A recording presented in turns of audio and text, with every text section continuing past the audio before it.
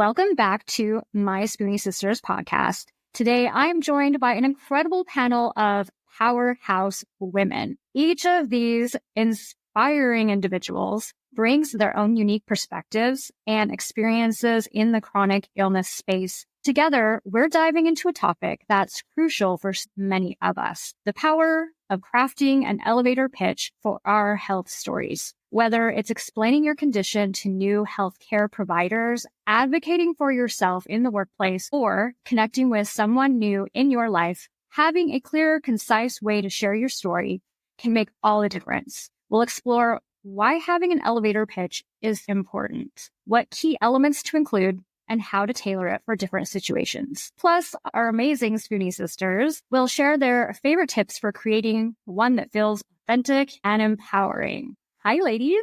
Hello. Hi. Hello. Thank you all for joining today. I'm going to call on each of you one by one. I'm going to start with you, Allie. Allie, do you feel like you have an elevator pitch put together? I think I do. I think so. I mean, I've been talking about my chronic illness for 16 years now, so I probably can throw one together quickly. Yeah.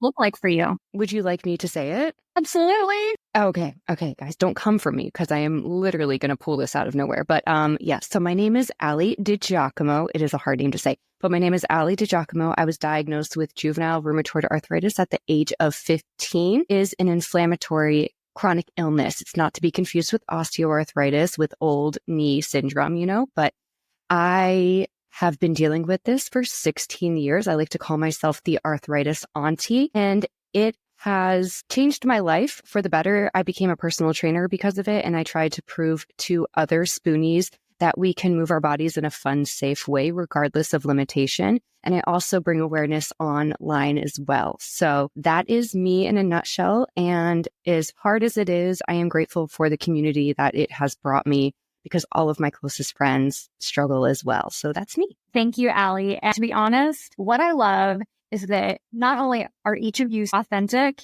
but you are each so different. I love when I get online, I can look for something inspiring. If I'm having a rough day, I can look for Allie and watch her drinking coffee and shaking her ass. She's going to motivate me, and she's going to crack me up along the way as well. Allie, thank you. I love your elevator pitch. Andi, tell us yours. I bet it.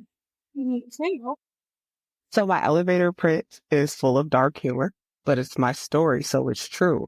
I tend to tell people, hey, I'm Andi. I am blind and deaf. One time I met Jesus. I have arthritis. I have MS. I have lupus. I have a lot of things that don't define me, but I don't look sick. I can probably skate circles around you. It took me forever to get my diagnosis, and my job is to make sure it doesn't take you forever to get yours. When I'm in doctor's offices, I go, I know that I have to tell you these things that you probably didn't look at my record. So let me give you the cliff notes. I am blind. I am deaf. We have done all of these things. I am a veteran, and these things probably led to the reason why I am blind and deaf now. And I would prefer to not go through another 16-year circle. So I'll give you some time to review the things that you need to review, and we can reconvene where disappointment is and some resolution.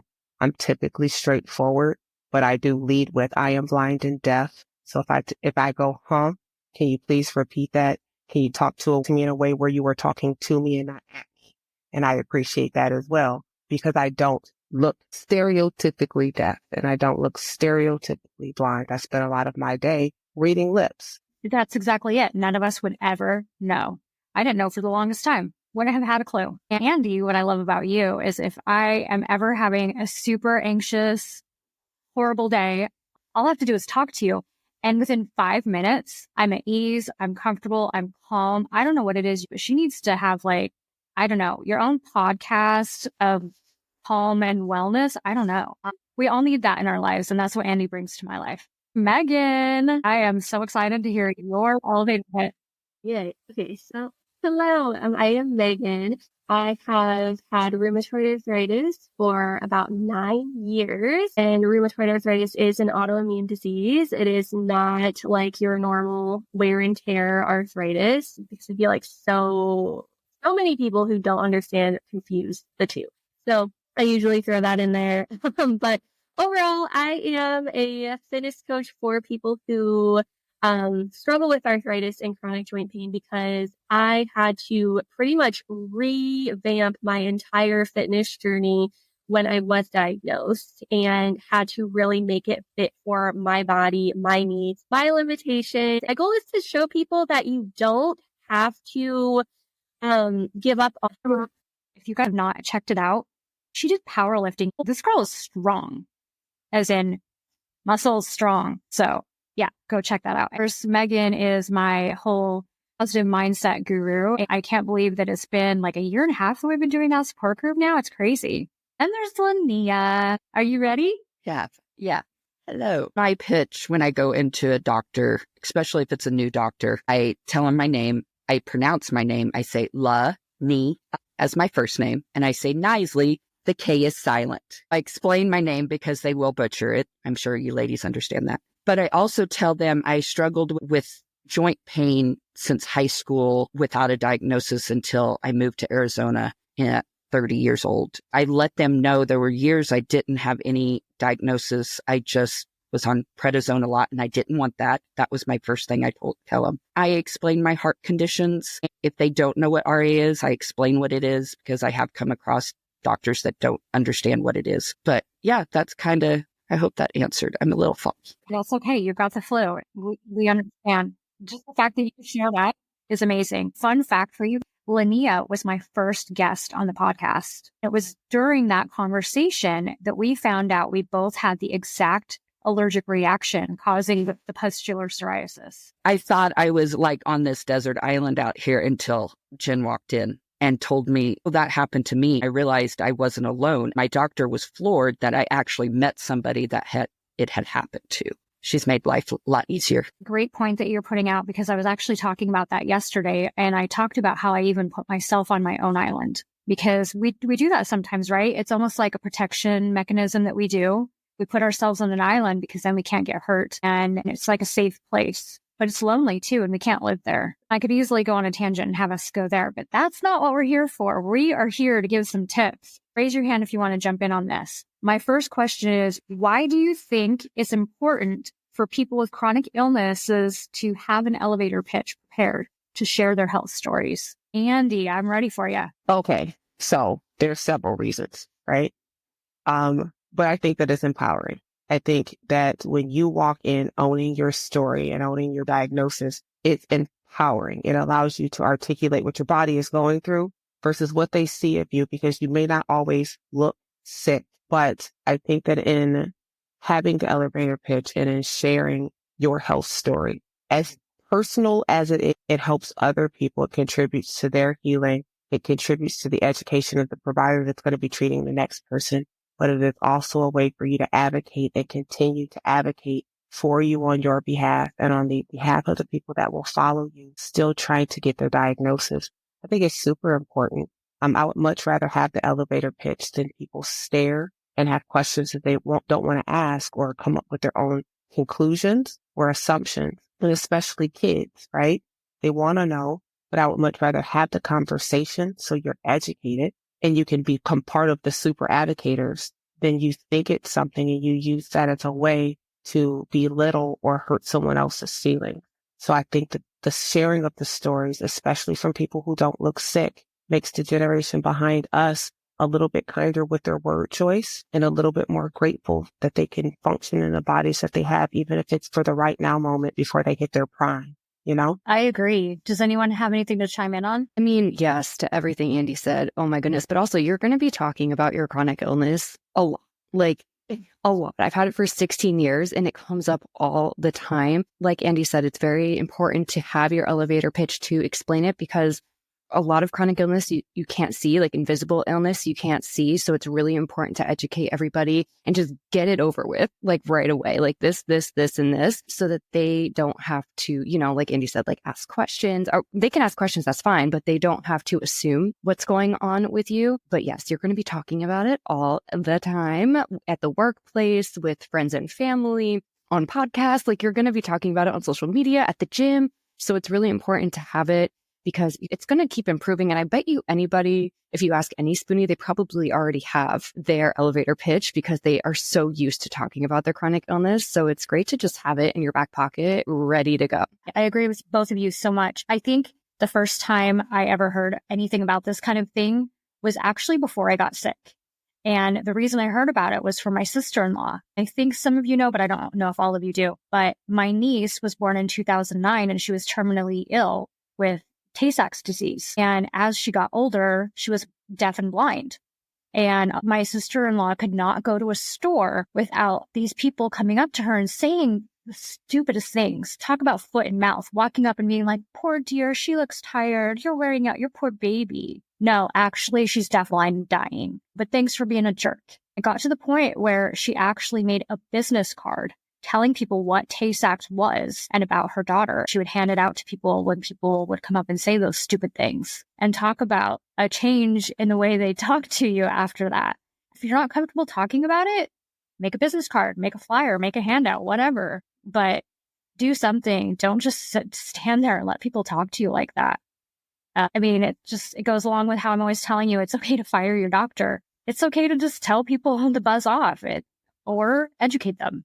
Take that moment to change their minds. The next question I have for you, what has been your personal experience in communicating your health story, and how has having an elevator pitch helped you? Who would like to talk? Oh, Megan. So honestly, I kind of yes to everything that everybody said in that last question, hit the nail on the head 100%. I really wish that I would have worked on having an elevator pitch when I started going to the gym again, because it's when you are young and you look healthy, because obviously the RA is invisible, people really assume that you can do a lot more than you can. So whether I was training at the gym and somebody made a comment of me not doing as much or not working out with the client, or if I got comments saying, oh, you should be doing this instead of that, or why aren't you lifting heavier, which is so frustrating. Yes, Allie already knows. What? I'm sorry. You were lifting like crazy, so why in the world were they asking why you could lift more?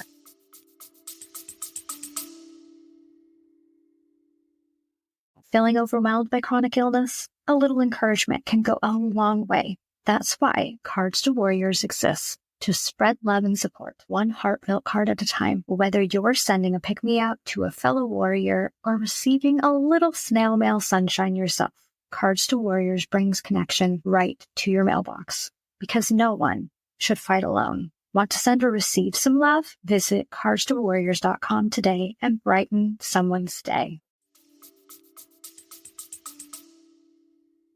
I don't know. Well, this more happened before I started lifting heavier, when I was dealing with a ton of pain and flaring. I think that had something to do with it. It's kind of funny because when I started lifting heavier, I actually got an older gentleman to come up to me and tell me to lift lighter. I don't know why people think that they need to assert their opinions, regardless. But I always tell them that I have rheumatoid arthritis, and I make sure to tell them that it is an autoimmune disease. That way they don't confuse it with osteoarthritis, which happens all the time, because then they start saying, oh, well, this works for me. I have arthritis in my elbow, or I have arthritis in my knee, or, that kind of thing. Yeah. So I wanted to throw that out there in case any of you can relate, or because it's so frustrating. And that's where I've needed it the most. So yesterday I was at the gym and it was the same thing. It was the dumbest question ever. And then they were like, and you're doing it wrong. But then I watched him get on the squat rack, and you can't functionally move your body weight. So before I left the gym, I walked past the rack again. First off, he had all of his weights there, but he was having a whole conversation with somebody over by the lat pull down. And that just really poked the bear, because I'm trying to get some gains and leave, right? And so I go to the squat rack. You're clearly not here. You're clearly the jerk that didn't want to re-rack your weights. I don't care. He says, oh, it might be a little bit too heavy for you, honey. Right. I said, oh, this little 45 plate. That's cool. One arm down. Bam. He's like, I don't want you to hurt your back. I was like, but you're going to throw yours out with the deadlift that you're doing. You're not functionally moving your body correctly, but it's okay. And he's like, I guess you watched the little Chloe Ting fitness on, and that poked the bear even more. I said, wow, we're trying it today and I have time. So whatever. As he was saying that, one of my youth athletes, one of my track athletes now in college, is across the gym. It's like, coach, you good? Comes across the gym, gives me a hug. He was with those idiots, right? But didn't know that I had just had that conversation with those idiots. And then so they go, Coach, he was like, yeah, she's the reason I got into college. She's strong. She's strong as hell. You just don't know it. Don't let the baggy hoodie and the timid voice and the doe eyes, the Disney eyes make you think that I cannot pick up heavy stuff and put it down, that I cannot fling you across this gym with my legs. Maybe not with my upper body, but I can fling you through a wall with these legs. I don't look sick. I don't wear it as a label. I'm not like, hey, please pity me. I am a woman that is trying to do the best she can do in my body and prefer you to not be taking up my time having a conversation by the lat pull down. Do better. Do better so you can be buffer, because you're not buff for real. So that was my gym experience yesterday. And Allie's over here excited and dancing and cheering you on. And I'm over here going, wait, he called you honey? There is nothing that pisses me off more than somebody coming up to me and calling me sweetheart or honey. Because first of all, you don't know me. You're not my husband. You're not family. Back off. So let's not start there. That's not okay. I'm not your honey. And they don't know us. I'm sorry, but every single one of you are extremely strong, inside and out. Linnea, you have something to chime in?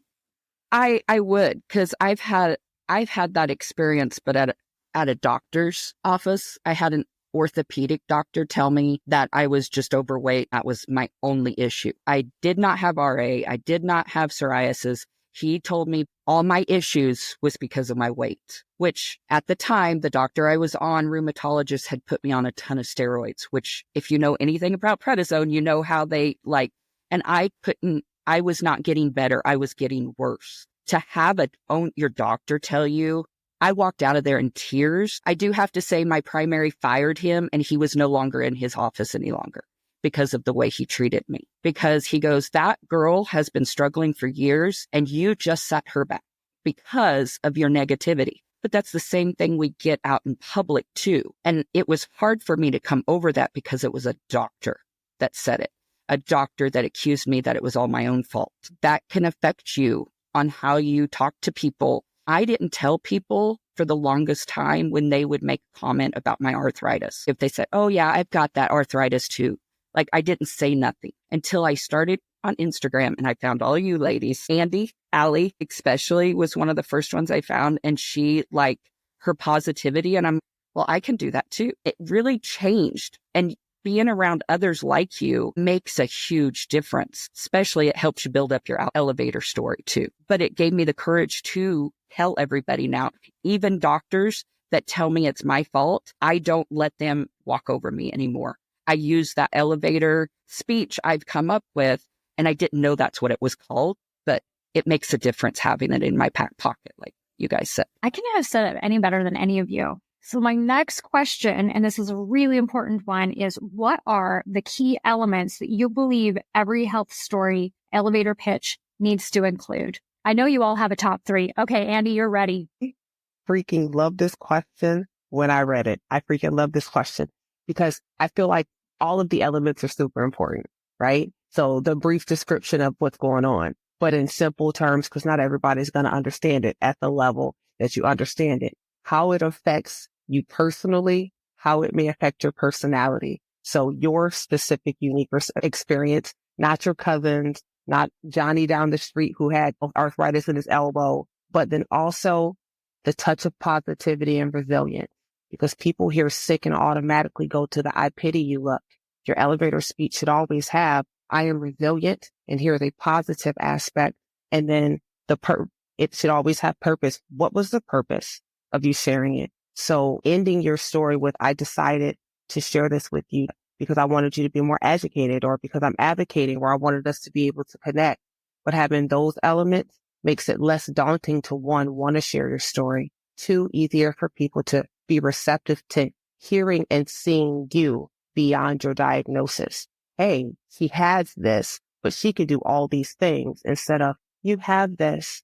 That means you can't do this anymore, because I got tired of that. And I'm like, hold on, I have this, but I can also do blah, blah, blah, blah, blah.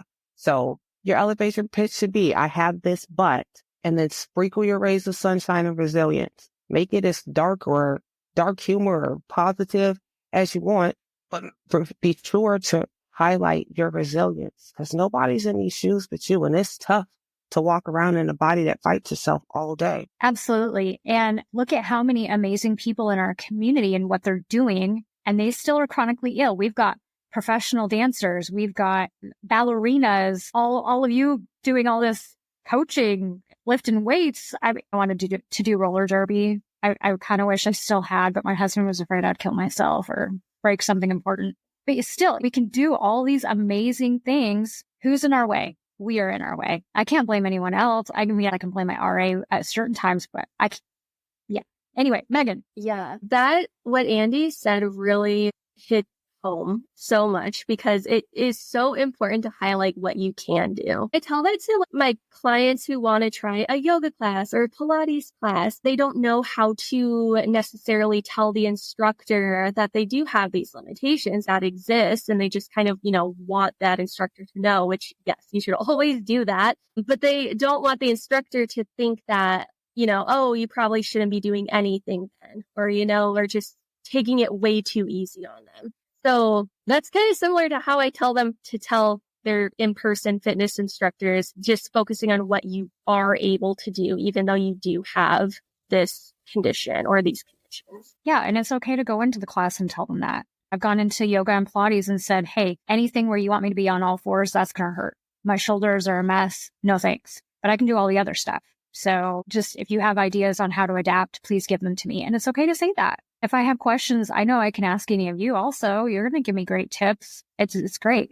Anyone else want to chime in? I like everything everyone said. I always talk about, and I love adding positivity and dark humor into my elevator pitch. Like I always talk about how I cope at the end, like how I cope with dark humor, and I make funny videos on it. But also I love to say I just need to modify life. Like I modify at the gym, like I modify daily things. So yeah, I talk about how I have to just modify everything that I do. It's just, I'm like how Andi said, tell people why you're telling people this. I'm telling you this because I've taken many fitness classes where they didn't offer modifications. And it's another reason why I became a trainer, because we all kind of have to modify life, and you can't just judge a book by its cover, baby. We got to modify. So I just love adding that in there as well. I want to have you think something over and mull it over in your mind. If there's any quotes that you've either heard or that you've come up with on your own that you would want to use to inspire someone. So just kind of mull that over as we discuss question number 4. How can someone make their pitch concise yet impactful, especially when the details of chronic illness can feel complex? I know that's a biggie. And I threw 2 things at you. And I think to make it impactful, it means choosing your words wisely. It doesn't need to be a long speech. It can be 2 sentences. Just make sure you have all the important information in there. And we can make it look different for different kinds of people. What I say to my family is going to be something different than what I say to a complete stranger. What would you think is something that makes it concise and impactful? Any tips for somebody? Let's say concise and impactful. I think it's important to focus on what's relevant in the right now moment. In order to make it impactful, you don't want to overwhelm them with all of the things. So pick the thing that is the most relevant in the right now moment. It can be overwhelming for the ear hearing it when we list every symptom, every diagnosis, and everything that we go through in our daily life. And I didn't always understand that. The blank look is because half of the stuff they're unfamiliar with. So focusing on what's most relevant in the now and how they can help you in the right now moment removes so much frustration from both parties. You frame your thought in a way where you can highlight both the struggle and the strength, so that it is not she's having a pity party or please pity me, for the lack of better words. It's I am struggling with this, but I'm also doing this, and you can be part of the strength that helps me continue to be able to do this. So for me, I kind of tell people, I have this autoimmune thing going on, and I got some neurological things going on. I will have days where it impacts my mobility. I will have days where it impacts my energy levels. I will have days where it definitely impacts my sensory abilities. However, I can still do all of these things. And on the days that it affects me, I just need you to adapt and just be willing to pivot when I have to pivot. So it's not a big scene, and it's not, oh no, what happened? But it's to offer them another way to understand without the overwhelm. Because I'm big on, I don't want anybody to be overwhelmed. And I think when we're chronically ill, we tend to not want to share because we don't want to overwhelm the ears that has to hear what we're sharing. But we can share it in a way that is digestible in bite-sized pieces and still get the help that we need and make the friends along the way that can help us along our healing journey and support us. Just bird feeding, right? We want to tell them, but we could tell them without all of the emotional word vomit that they don't understand. I think that's wonderful. And start somewhere. Make a list of those impactful words, those strong words that you think are important. Make a list. Start there. And then as you work on it, think about the different dynamics, the different people that you're going to walk around and talk to in your day, and come up with a couple sentences for each one. And if you have to, write it down, keep it with you. Practice. Anyone else? I was thinking of a tip when she was talking about talking to just anybody, your family, whatever. When you're talking to your doctor, make that list that you were not talking about, but I want to build on that where you write out your elevator notes on your piece of paper, on a notepad. Write your questions out in detail.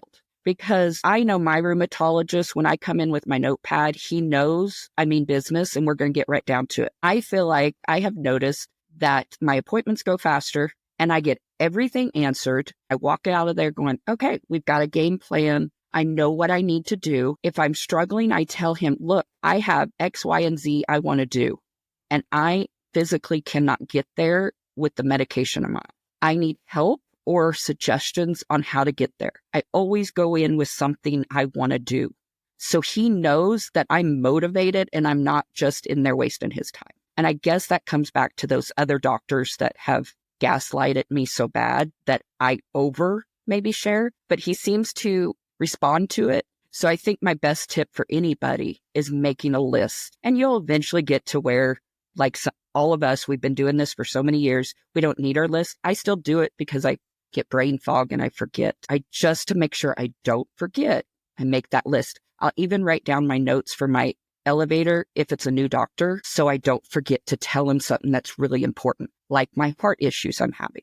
Like that is important because we can't give me any medicine that's going to cause high blood pressure worse. So that would be I actually have one more tip too, because there's a lot of us in the community that do advocating. I think, yes, I have a business card because of the podcast that I hand out, but what's wrong with having a business card if you do advocacy work?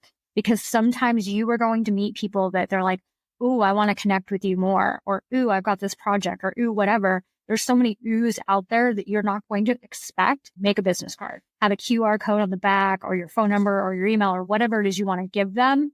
It doesn't hurt to have that. I second that, because for someone who brings awareness online, also, if you don't want to get detailed about what you have and what you struggle with, it's really good. I usually give people my social media and it explains it all on there. You can even give like somebody else's social media to somebody, like, hey, at the end of your elevator pitch, if you want to understand more about this, you can follow this person. They explain it all. I usually lead people to my Instagram if I don't want to go into detail, and all they have to do is go look and they'll see all the medications I've been on, what it does to me, how it affects me, blah, blah, blah, blah, blah. So I love that, giving out like your business card. I have like a QR code on my phone and they can scan it and get to my socials. Yeah. And I guess there's keychains that you can get too. I haven't gone that far, but there's keychains where you can have a QR code on it.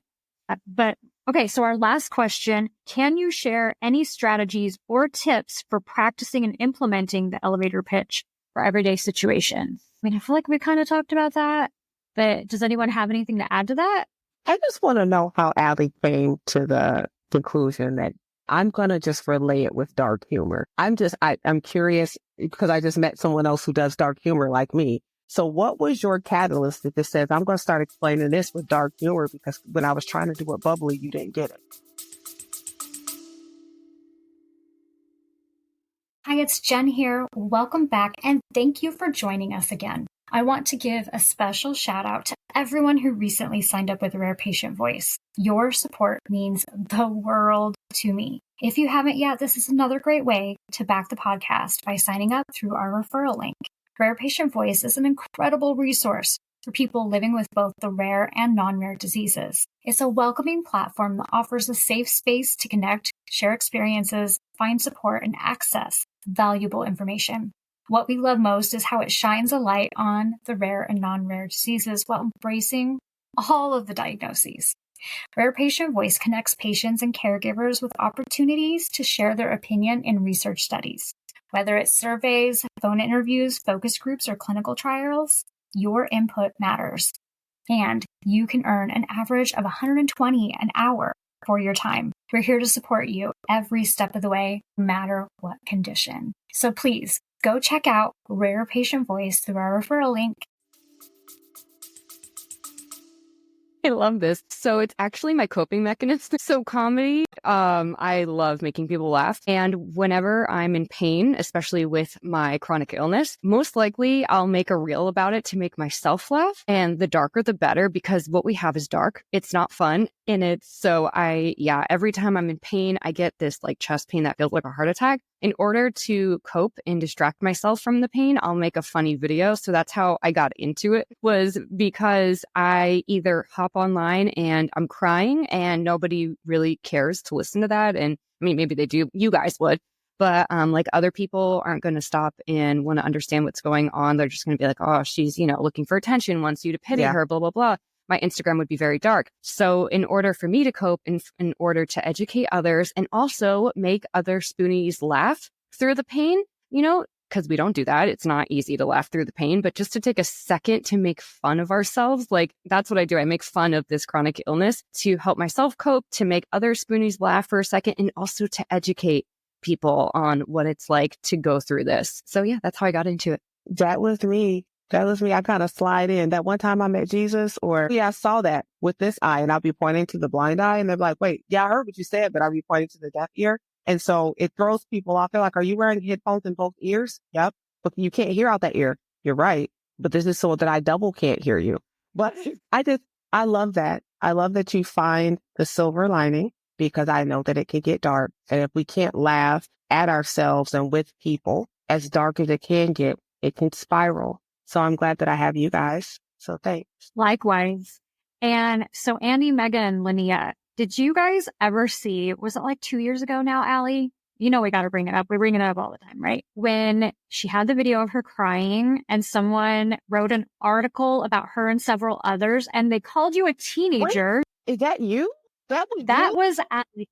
Yeah, that was me. I was the very first picture at the top. But there was a redhead too. And there was a redhead they did it on TikTok. That was you? That was my TikTok, yes. But they called me a teenager. So I was like, that's the first thing I said when my friend, who's also a Spoonie, we were at a conference in front of a bunch of doctors when we found out about that article. She brought it to my attention and I was like, they think I'm a teenager. I'm in my face. But yeah, no, it was sad, the things that they said about us. But that's the thing. Like I post one video that's not a funny video. And it's me crying because I was going through depression. I was in pain and I had to inject. I had to stab myself with a needle.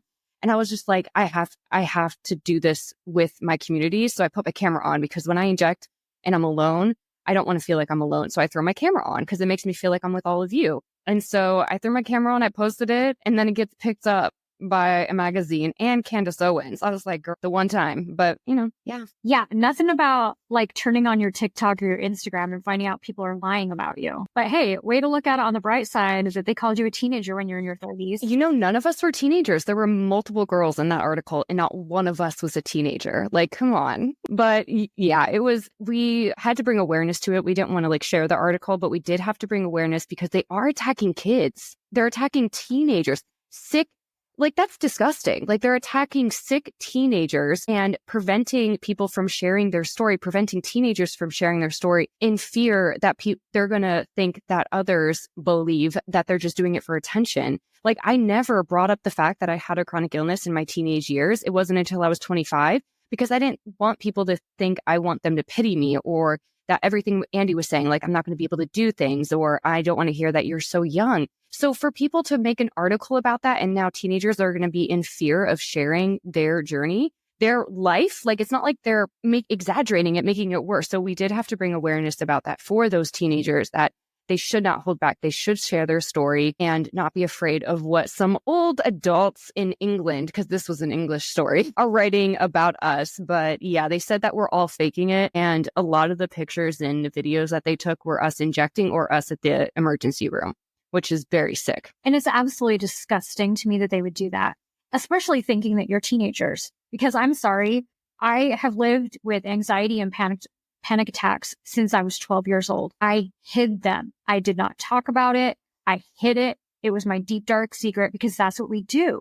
when you're young, you don't want anyone to know there's something wrong with you. You just want to fit in. That's all you want. To have articles like that come out is absolutely disgusting. I guess what boggles my mind even more is that they thought they were attacking teenagers. What made that okay?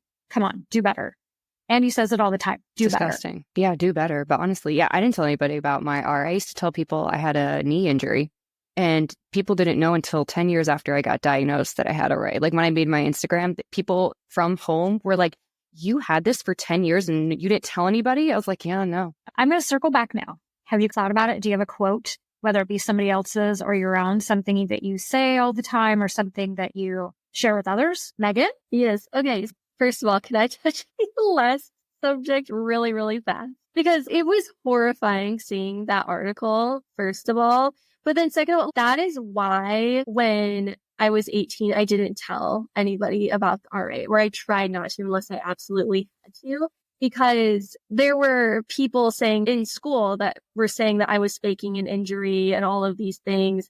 I wanted to hide it as much as possible. But I'm really glad that you were able to bring awareness to it without necessarily promoting the article, but letting teenagers know that like it's okay to express yourself and find community that way.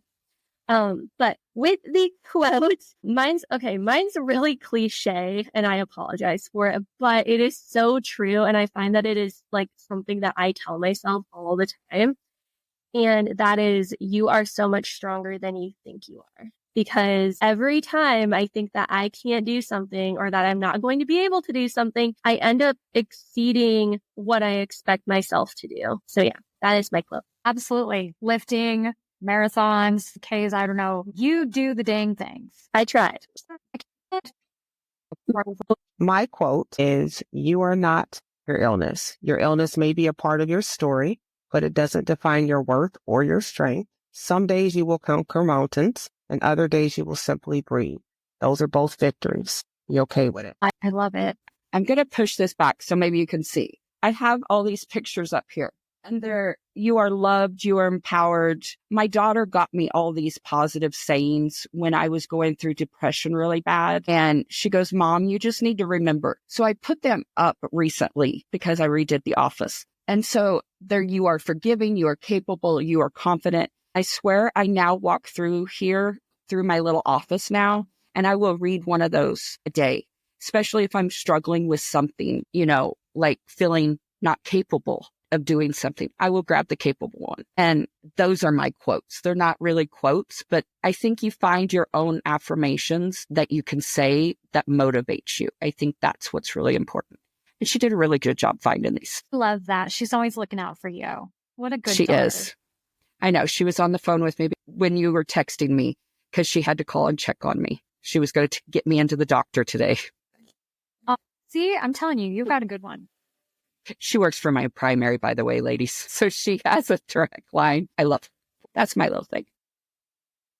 All right, Allie, you are welcome. Okay, so I'm going to quote myself, So I always say, keep fighting because better days have to be ahead, baby. They have to be ahead, okay? Because, people say better days are ahead. No, they have to be ahead. So we got to keep fighting. Do not let your chronic illness win. I pretend my chronic illness is like the devil or something or somebody bad. And I'm like, you're not going to win. You're not going to win. I may be struggling right now, but I'm going to do something to make myself happy because better days have to be ahead.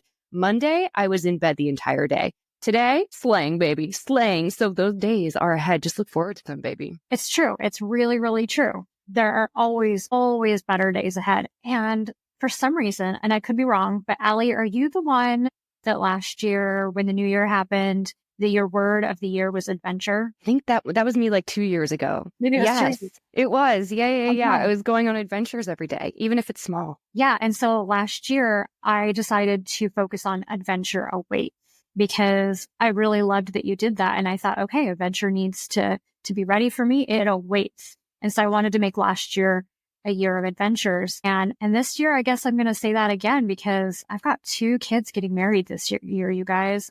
But I do have some quotes for you. One of them I heard somewhere and I loved it. And then the other are 2 that I find myself saying to people constantly. So the one I heard, I wish I knew where I heard it from, but it says, You cannot chase happiness. You have to find it where you are. I wish I could remember who said it or where it came from, but I was like, okay.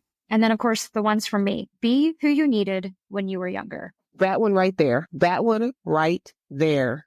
Be who you needed when you were younger. Yes, Jenny. That one right there. It's why I do all the things I do. It's why I show up for myself, for everyone else, because I needed this.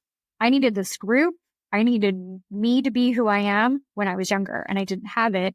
And so therefore, be that now and be that for others. And then my other one is I have the choice to let life happen to me or be part of it. I mean, we do. We have that choice every single day. So do we want to watch our days go by while everybody else is having their adventures and living their life, and we're at home in bed feeling sorry for ourselves? No, ma'am. It's okay if I have that from time to time. I'm going to have that from time to time. Linnea last year had a really hard year. And girl, you keep showing up for yourself. You do it all the time. You show up for yourself and be proud of you, because this is our year. I'm telling all of you right now, this is our year, and we are going to show up and we're going to kill it. Just saying. I thank you for being here. This was amazing. I was so excited to bring a handful of my favorite people all into one room together. Thank you for having me. Makes me so happy. Thank you. Is there anything that you're going to leave us with? So be you, unapologetically you. You're already enough on every day that ends in Y. Whatever it is you do next is going to be great. You just don't know what's on the other side of I'm scared. So today, take the one step, the faith of a mustard seed, to do the thing that you were scared of, because joy awaits. We don't really have to find it. We just have to pause long enough to actually see it and admire it, because it's always around us. I love it. I love it. Okay. Got chills. Goodness, I got everything Andi says. I'm over here like, oh, got chills. Like, yes. I just want to say, if you're chronically ill and listening to this, find your Spoonie community, find your friends, because just talking with you guys brings me so much joy. And I didn't have anybody, any friends, any family members, anybody with a chronic illness growing up, which is why I never talked about it.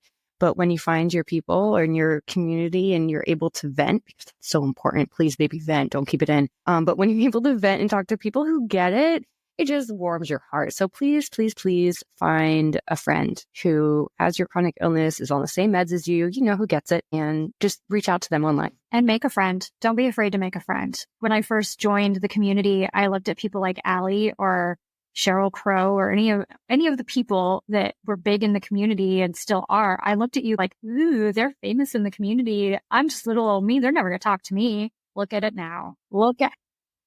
I know. You're one of people, Allie. You were like my superhero. I know. I wish. But you know what? In our community, there are quite a few people that people consider famous. And we're always like, oh, they're never going to reply to me. No. My DMs are caught up if anybody wants to be a new friend. See, exactly. I happen to know, if you are listening, that every single person that has been speaking today, they're going to answer you. They will show up for you. So don't be afraid to reach out. Okay. I have kept you all long enough. Thank you for your time. And to our listeners, we'll see you next time. And don't forget your spoon.